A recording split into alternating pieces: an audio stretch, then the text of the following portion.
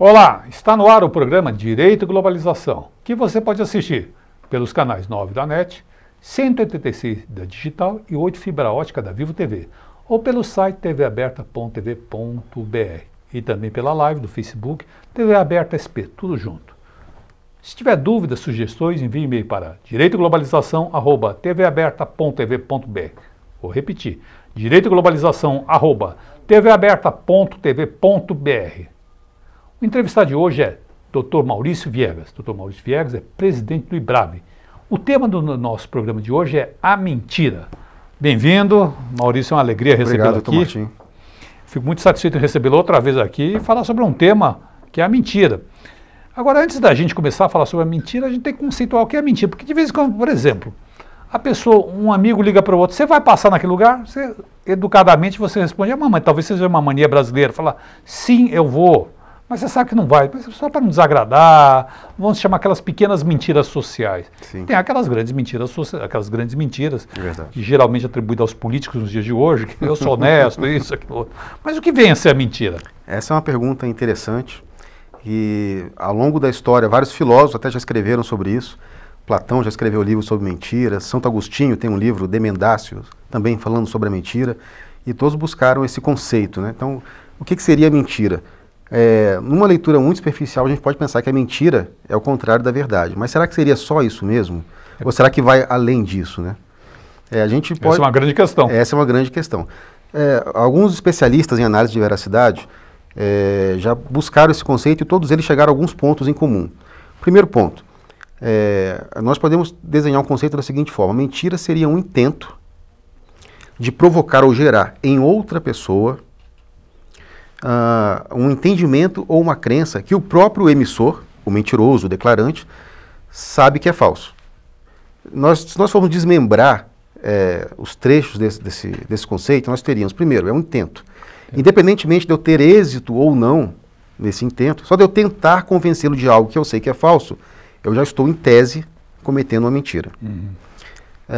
Então, de gerar em outra pessoa, essa história, nós vamos tirar desse conceito, então, aquela história do auto-engano, de mentir para si mesmo. Estamos falando de provocar o entendimento em terceiros de algo que eu sei que é falso. Então, nós temos, por esse ângulo, a gente consegue traçar, em linhas gerais, um norte para a gente trabalhar em cima de análise de veracidade, tendo essa definição como sendo a definição da mentira. Bom, mas se a gente levar a sua definição, que eu acho bastante razoável, inclusive, em termos absolutos, todas as pessoas mentem. Sim. Umas mais, outras menos, é Sim. isso? E, na verdade, existem estudos científicos sobre isso. Dentro dos estudos de análise de veracidade, alguns tratam da questão de quantas vezes, de quem mente, de quantas vezes as pessoas mentem também.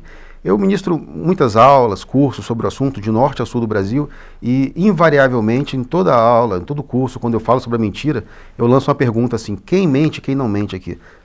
Em toda turma tem alguém que levanta a mão e fala: eu nunca minto. Por questões das mais diversas, tá? E aí, no decorrer do curso, a pessoa fala: eu tenho que admitir que eu também minto, e minto todos os dias. Esses dois elementos... Olha, que extraordinário. São elementos característicos. A mentira, ela é um fato que ele é universal, todas as pessoas mentem, e cotidiano, mentem todos os dias. É claro que existem mentiras com o menor grau de reprovabilidade e mentiras com maior grau de reprovabilidade. Essas mentiras sociais... Essas mentiras do dia a dia. Vou na sua casa amanhã. Eu vou na sua casa amanhã. Quando você, de repente, a sua esposa pergunta se ela ficou bem com aquela roupa e você fala, você acha que nem caiu tão bem assim, só que você está atrasado e fala: amor, tá linda. Ou não quer magoar. Exatamente. Então, não deixa de ser uma mentira, mas não é uma mentira com maior grau de reprovabilidade. Outras mentiras podem até caracterizar crimes e coisas do tipo. Claro, claro. Agora, a mentira, nesse conceito, eu menti, vamos esquecer essa pequena mentira que isso faz parte do cotidiano das pessoas. Agora, mais uma coisa, quando a pessoa, é muito fácil, é muito comum, não muito fácil, é muito comum nós vemos assim, fulano é mentiroso. Se todos mentem, o que esse adjetivo ser mentiroso torna-se, vamos dizer, verdadeiro? O que é ou melhor, o que é um mentiroso? Pois é, você falar que alguém é mentiroso, isso aí chega a ser redundante. Agora, o importante da identificação da mentira, ou nós preferimos chamar da análise da veracidade, é você identificar a ocorrência dessa situação em alguns contextos onde a mentira possa realmente ter uma repercussão maior. Então, se nós falarmos, por exemplo, na questão forense, nós falarmos na questão, até mesmo na questão conjugal, no relacionamento de um casal, se nós falarmos na questão de política internacional, ou mesmo agora estamos em época de eleições, fake news, esse tipo. Então esse assunto ele vem à tona novamente e você encontrar uma mentira em alguns desses contextos pode ser fundamental para você definir até o resultado daquele processo. Esse processo pode ser um casamento, esse processo pode ser um processo judicial, esse processo pode ser uma eleição, por exemplo, de um país. Então, nesses casos, a mentira é importante. Agora, no dia a dia, realmente, as pessoas mentem. Você falar que alguém é mentiroso não vai agregar em nada, né? Uhum.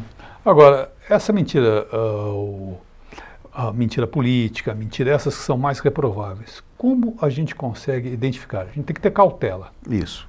É preciso ter muita cautela, principalmente nos últimos tempos agora. Isso. Nós temos aí uma profusão de material sendo publicado, livros, artigos, programas de TV que ensinam verdadeiras panaceias para detectar a mentira e que nós poderíamos falar assim, já que todas as pessoas mentem, que tal talvez pensar sobre uma outra ótica? E esses profissionais que avocam para si mesmos essa capacidade de detectar mentira, será que eles também não estão mentindo em algum ponto quando falam isso? Então podem estar mentindo os detectores de mentira? Serão mentirosos também? Também? Então, nós podemos dizer, isso eu falo assim, respaldado em uma infinidade de estudos feitos por pesquisadores de renome internacional nas melhores universidades do mundo, não existe um único sinal que seja absolutamente seguro e categórico para afirmar, essa pessoa mentiu.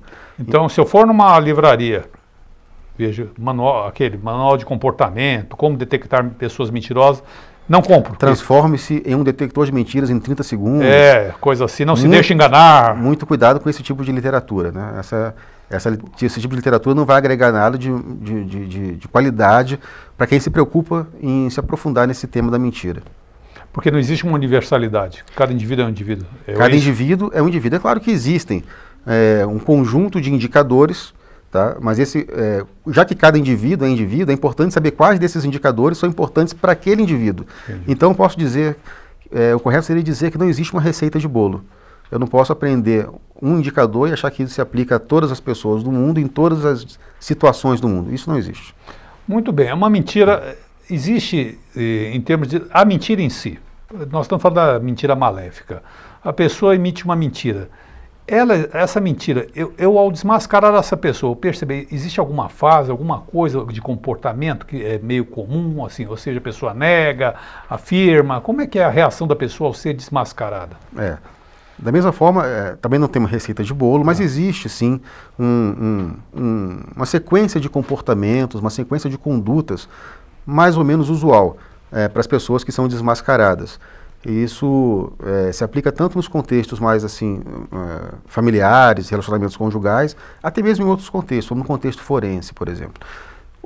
A primeira conduta da pessoa que se vê colocada em xeque, quando ela percebe que aquela declaração dela, que é uma declaração enganosa, foi questionada, é negar tudo.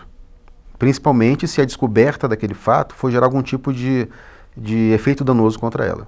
Então, a primeira consequência é a negativa geral. A negativa total daquilo que ela está sendo acusada, sobre aquilo que estão acusando ela de mentir. Certo. Né? Num segundo momento, então, como é que essa pessoa vai se comportar? Eu insisto que está mentindo.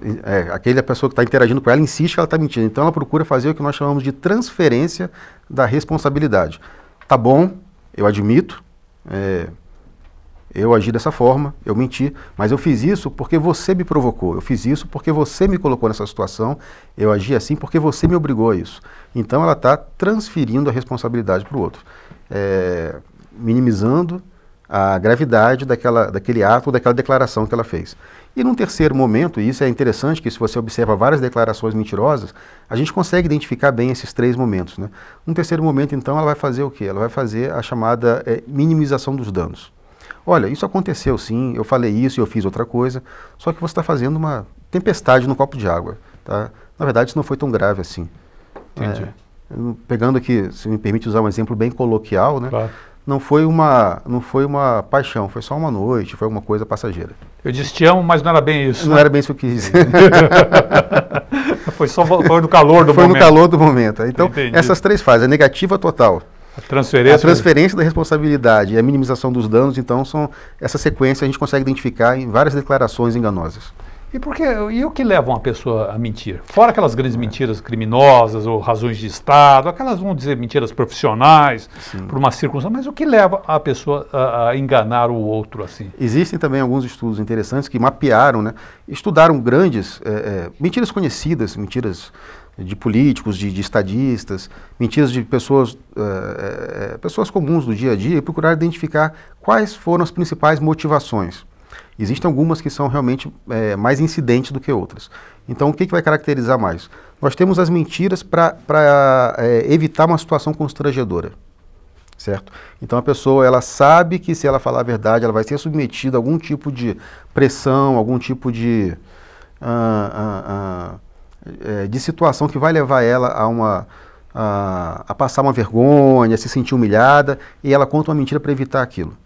Nós temos outra mentira, que é a mentira em benefício próprio. Então a pessoa conta, ela cria uma história, ela faz uma declaração falsa, enganosa, com o objetivo já calculado de obter um resultado a partir daquilo. Tá? Então, diferente desse primeiro caso. E nós temos ainda um terceiro caso que pode ocorrer, e é bastante comum também, é quando a pessoa, se ela disser a verdade, ela vai ser responsabilizada por algum ato que ela cometeu. Então, nesse caso, ela não está visando nada no futuro, ela está visando simplesmente não receber uma penalização por algo que ela cometeu antes. Agora, eu já vi como um cidadão, pessoas que mentem, inventam coisas, mas que não causa dano a terceiro, não vão ser reprovados. Por exemplo, inventam uma situação de riqueza, uma situação que não vai ter maior consequência, além daquela, eu sou rico, minha família é rica, eu tenho tal coisa, eu conheço fulano. Coisas inocentes, mas que... Por que as pessoas fazem isso? Um determinado status, alguma coisa assim? Existe alguma explicação? A pessoa pode até fazer isso, digamos assim, entre aspas, a troco de nada. Seria aquele que mente compulsivamente, né? Que nós chamamos de mitomaníacos. Eu conheço pessoas assim. Então tem pessoas que mentem o tempo todo. Isso. Tá? Mas quando eu falo dessas motivações, eu não estou falando do mitomaníaco. Eu estou falando da pessoa que mente de forma calculada. Então, aquela mentira ela tem um porquê. Eu estou pleiteando um novo emprego e eu apresento um currículo profissional, e nesse currículo constam ali algumas formações, algumas capacitações que eu não tenho, mas que são de interesse do empregador. Essa é uma mentira calculada. Eu acabei de conhecer uma menina e eu quero impressionar ela, eu falo que eu moro em um lugar quando eu moro em outro lugar. Essa é uma mentira calculada. Então, esse tipo de mentira que quer provocar, então, um certo entendimento ou uma certa crença que vai me trazer algum tipo de benefício no outro, é dessa mentira que a gente está falando. Tá certo. Eu vou encerrar esse bloco por aqui e volto já no segundo e último bloco do nosso programa. Lembrando a vocês de casa que o tema de hoje é a mentira.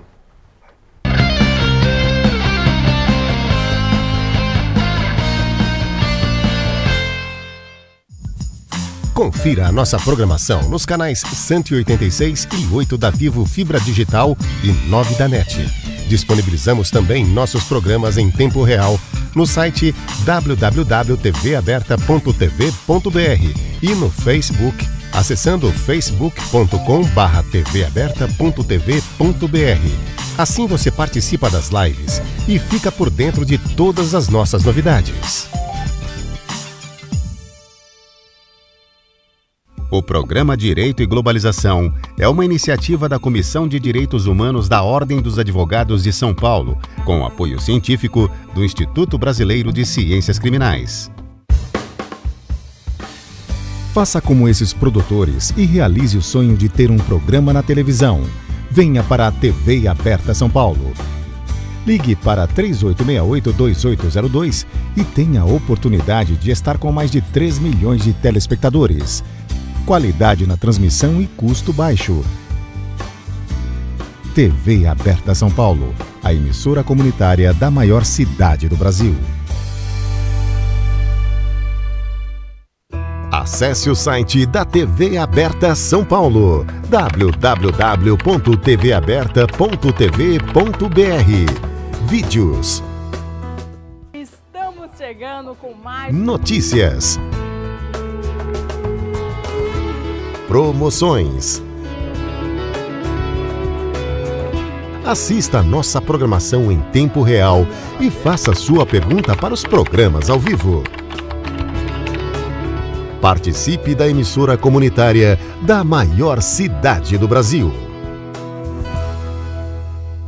Confira a programação em tempo real da TV Aberta pelo facebook.com/TV Aberta SP. Lá você fica por dentro das novidades, podendo ainda acompanhar as lives dos programas ao vivo e deixar seu comentário. TV Aberta São Paulo, a emissora comunitária da maior cidade do Brasil. Este programa tem o apoio da TV Interação, Associação Vida e Trabalho e da Ordem dos Advogados do Brasil, Seção São Paulo.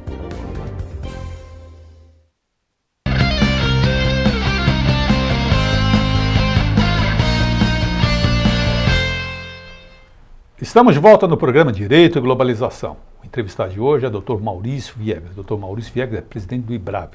O tema hoje é a mentira. No primeiro bloco, nós falamos das motivações da mentira, os tipos de mentira, como ela se dá. Agora, nesse bloco, eu queria saber, do Dr. Maurício, a aplicação prática da análise da veracidade. Em primeiro lugar, o que é a análise da veracidade? Exatamente. Quando nós tratamos, então, desse objeto mentira, a nossa capacidade de reconhecer se uma declaração ela possui veracidade, possui credibilidade, nós chamamos a isso, essa aferição de credibilidade e de veracidade, de forma resumida, de análise de veracidade. Nós temos uma atividade, é difícil falar tão sucintamente sobre ela, que é a atividade de inteligência, mas na doutrina da atividade de inteligência, que não existe uma só, existem várias aqui no Brasil, nessa doutrina nós temos um rol de algumas técnicas chamadas de técnicas operacionais. São expertises do profissional de inteligência. Uma dessas técnicas que constam em diversas doutrinas é chamada exatamente análise de veracidade. No contexto da atividade de inteligência, a análise de veracidade se aplica como? Ao se relacionar com uma fonte, o que os policiais chamam de informantes, por exemplo, ao receber o relato de um informante a respeito de uma facção criminosa, algo do tipo, o policial ou o profissional de inteligência precisam ter algum instrumento capaz de mensurar qual que é a veracidade, qual que é a credibilidade daquilo. Então existem técnicas formatadas, pensadas nesse sentido. Agora, além a gente sempre linka a análise da veracidade à questão da informação, mas no cotidiano da pessoa, profissional, por exemplo, isso tem alguma utilidade? Por exemplo, no campo, vamos falar aqui, é um programa voltado às carreiras jurídicas, advogados, promotores, juízes e a população em geral. No Brasil, talvez ainda seja algo, por incrível que pareça, algo que não ganhou uma projeção semelhante a que tem fora do Brasil. Nos Estados Unidos fala-se do expert witness, que é o especialista na análise de testemunhos, por exemplo. Então, existem profissionais, existem cursos que capacitam pessoas para fazer esse tipo de abordagem, analisar uma declaração feita, por exemplo, por uma testemunha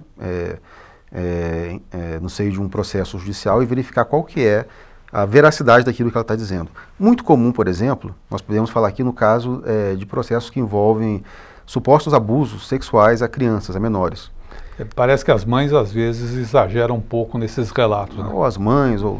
O fato é, às vezes, o próprio policial, ao interagir, ao conversar com aquela criança, se ele não é devidamente capacitado numa outra técnica, que ela se desenvolve em conjunto com a análise de veracidade, mas ela é autônoma, que é a técnica de entrevista, se ele se dirige a essa criança de uma forma inapropriada, por exemplo, se ele pergunta para ela... em qual foi a parte do seu corpo que ele te tocou? Por exemplo. Se ele pergunta isso para uma criança, ele já está introduzindo um verbo que é o verbo tocar. Então, existe uma técnica correta para que você possa fazer aquela entrevista, essa interação com essa criança. As crianças, elas são altamente sugestionáveis, sem que você contamine aquele relato daquela criança. Tá? Então, é importante que eu faça isso, para que eu possa depois, no segundo momento, trabalhar sobre o quê? Sobre a veracidade daquele relato, feito ou pela criança ou por qualquer outra vítima ou testemunha que preste um relato no âmbito judicial. Nas audiências que nós temos hoje no Brasil, as testemunhas são convocadas, os juízes interrogam, fora o processo penal, que hoje é uma exceção, nos processos cíveis, trabalhistas, são a maioria, você pergunta ao juiz, o juiz pergunta à testemunha, e repergunta, e assim é trabalhado em defere, pergunta, como, por exemplo, você pode identificar, nesse caso, uma situação que a testemunha está mentindo? Se eu tenho, por exemplo, uma situação onde essa testemunha já prestou uma declaração, ou nesse mesmo processo, ou uma declaração em outra circunstância, até fora do âmbito judicial também, e eu posso estudar, trabalhar essa declaração, esse relato feito por ela, eu posso identificar pontos que nós chamamos pontos de inconsistência. independente se eu ou se o magistrado vão se reportar à testemunha, mas eu tenho que saber quais são os pontos que eu tenho a explorar. Então, um advogado que é treinado ou que possui pelo menos uma consultoria nesse sentido, ele pode desenvolver um estudo preliminar naquela testemunha, saber o que ela pensa, o que ela fala sobre aquele assunto, identificar pontos de inconsistência e aí, durante a própria audiência, ele pode tentar fazer com que ela entre em contradição ou fazer com que ela revele uma mentira, porque ele já fez esse estudo preliminar. É claro que isso depende de treinamento, depende de consultoria especializada para isso. Claro.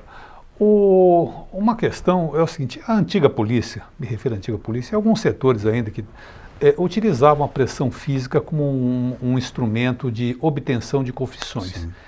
Essa é uma boa maneira de você, na sua opinião? É interessante que nós falamos aqui de antiga polícia, mas se nós pesquisarmos, por exemplo, fatos não tão antigos assim, por exemplo, Guantánamo, tá? Que eu estou sendo generoso. Sim. Eu estou sendo generoso. Fatos até mais recentes, nós vamos ver alguns manuais que foram publicados e que mostram, por exemplo, simulação de afogamento e outras técnicas para forçar. Do ponto de vista técnico e científico, o que eu posso dizer com relação à análise de veracidade? Não é uma boa opção. Não vou aqui entrar em questão de investigação de casos de terrorismo, esses casos muito extremos, mas, via de regra, esses interrogatórios mediante o uso da força, eles são altamente desaconselhados do ponto de vista da veracidade. Por quê? Porque uma pessoa sob pressão física ou psicológica, ela fala aquilo que que o entrevistador ou o interrogador quer ouvir para encerrar aquela pressão, encerrar aquele momento de tortura pelo qual ela está passando. Então, isso é totalmente desaconselhado para que você obtenha um relato sincero, um relato honesto. Existem outras técnicas, outros caminhos que levam a isso. Muitos relatos que eu tenho visto sobre tortura, que se fez tortura, na verdade me parece muito mais que eles não queriam obter aquelas pessoas submetidas, os torturadores, muito menos queriam saber a verdade, mas muito mais destruir a pessoa enquanto ser humano, humilhando, desmoralizando, porque a pessoa carrega sequela para o resto da vida, a depender do que se passou. Então, sequela física e psicológica. E todos são unânimes, todos os relatos que eu vejo sobre pessoas que foram torturadas são unânimes, eu menti.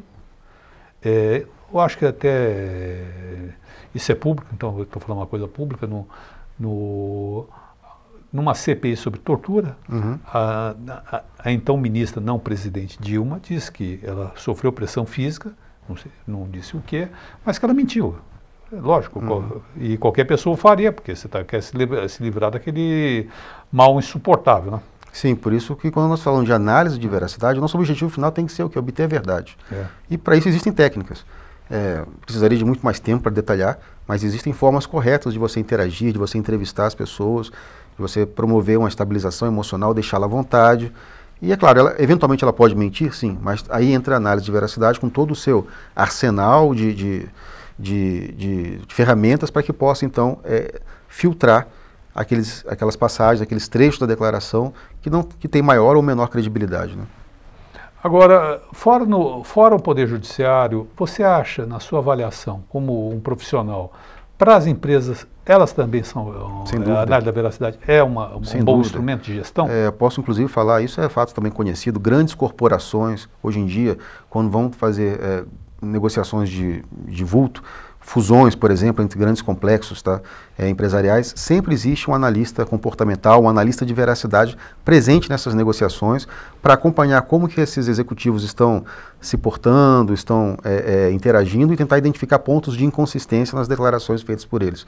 Fora do Brasil, e até mesmo no Brasil, grandes empresas já trabalham bastante com isso. No contexto forense, que é uma novidade, que é algo que está se incorporando pouco a pouco ainda. Então, às vezes, muito daquela equipe enorme que está sentado na mesa, deles sempre tem um analista que vai trabalhar com essa questão da observação do outro e identificar até que ponto que ele está dizendo tem ou não credibilidade. O resultado é esse, tem esse ou aquele problema. Ele está disposto a ir até tal ponto ou não. Isso. São negociações milionárias, né? Sim. Eu vou encerrar o meu programa por aqui e gostaria das suas considerações finais. Bom, análise de veracidade, para quem tem interesse. É muito importante que você consiga perceber o quê? Nós temos dois tipos de canais básicos que são usados. Na verdade, são vários canais, mas nós podemos resumir a dois. Canal verbal e canal não verbal. A pessoa que se preocupa com a análise de veracidade, ela tem que procurar observar na declaração que ela está examinando se existe ou não congruência entre esses dois canais. Então, o que está sendo dito verbal, de forma verbalizada, casa perfeitamente, se ajusta com aquilo que está sendo dito pelo canal não verbal ou não. Se houver dissonância, se houver pontos de incongruência, isso já é um sinal para você levantar uma bandeirinha vermelha. E nunca seja precipitado. Nunca acuse uma pessoa de mentir somente por causa de um sinal ou outro que você aprendeu com alguém, em um curso ou leu em algum livro, porque nessa área não existe receita de bolo. Ok, muito obrigado, Maurício. Eu que agradeço pela oportunidade. E até a próxima semana nesse mesmo canal. Obrigado, até lá.